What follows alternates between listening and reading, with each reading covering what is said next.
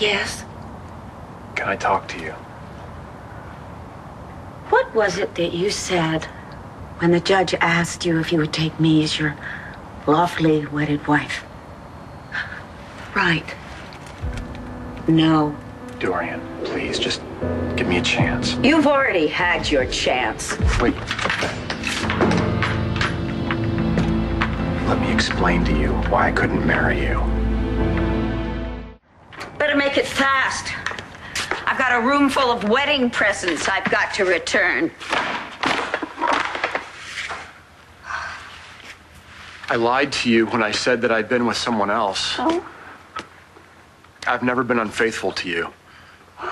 At least not since we got together this past time. I also lied to you when I said that I'd lose my freedom. Dorian, if you and I had gotten married, I would be anything but free. I would be in prison. I'd be in prison for murder. Are you suggesting that you would have murdered me had we married? No, that's not what I'm trying to say. Then who would you have murdered? I wasn't going to murder anyone. I already did.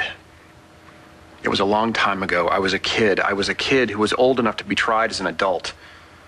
What's your point? It happened when I was working for my father. The events that led up to it are not important. What is important is I killed a man. You, a murderer? I was hoping that I would never have to tell you. I am not going to condone or condemn. What I am trying to fathom here is why you would permit your guilty conscience to implode on our wedding day. Dorian, I did not permit this. Spencer did. Spencer knew what I had done. A long time ago, he prevented people from finding out, but ever since then, he's been holding it over my head. And that's the skeleton that you've been hiding in your closet. There's no statute of limitations on murder.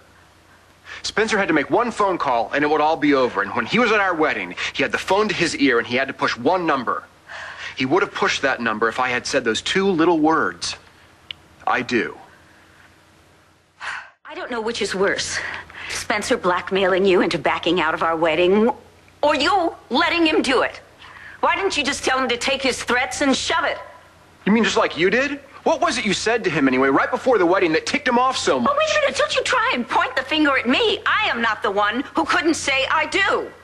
Dorian, you don't get it. I panicked. I didn't want to do this. It's my fault. I was taking care of myself. I know, but I love you, and I know that you love me too. I know you're angry at me right now, but I can fix this. You've got to trust me, all right? I can get back at Spencer. You and I can get married like we're supposed to, but you've got to give me another chance. I know I'm asking a lot. Go on.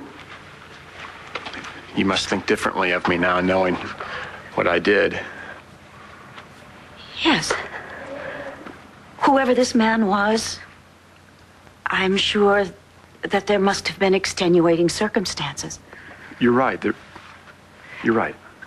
And you were terribly young, and you felt awful about it all these years. And now that you finally confessed to me, you must feel a lot better. Your heart must be lighter. Come to Papa.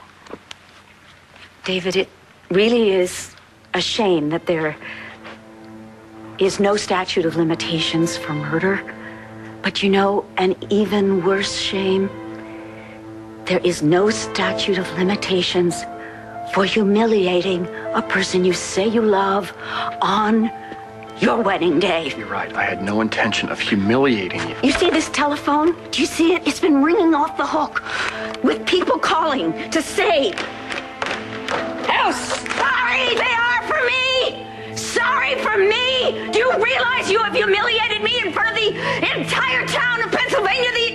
The town of Pennsylvania! You see how upset I am? Ah! The state of Pennsylvania! I see them, people in the streets pointing at me! I hear their murmurs as they whisper about me! Dorian. You are a murderer!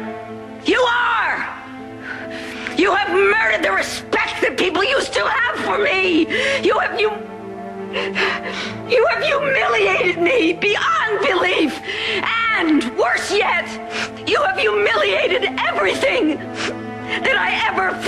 about you. Now get out